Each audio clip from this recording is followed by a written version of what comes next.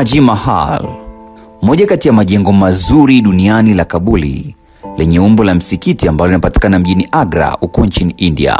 Jengo hili lilijengwa kuanzia mwaka 1631 na kukamilika mnamo mwaka 1648.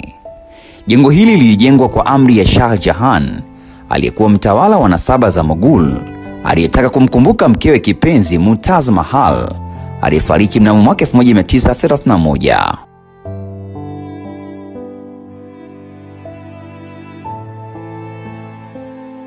Inaelezwa kuwa Shah Jahan aliwaajiri zaidi ya mafundi 20,000 kutoka Asia ya Kusini na Asia ya Kati, wakiongozwa na Mwajemi Fazal, ambaye ni mmoja kati ya wasanifu mahiri duniani, aliyeunganisha sifa za Uhindi na Uajemi katika ujenzi wa jengo hilo.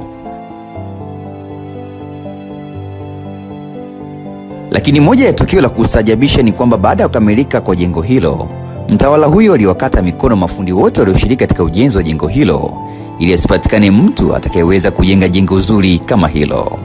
Hiyo ndio historia ya Taj Mahal, moja kati ya majengo mazuri ambayo yanapatikana kule nchini India. Lakini ujenzi wa jengo hilo umeondoka na mikono ya mafundi zaidi ya 20,000, eti tu ni kwamba asipatikane fundi ambaye ataweza kujenga jengo zuri kama hilo. Tuambie, ipi komenti yako kuhusiana na tukio hili la kustaajabisha la ujenzi wa jengo hili la Taj Mahal ambalo linapatikana huko nchini India? Usiache kuacha komenti yako hapo chini. Hii ni Sky TV.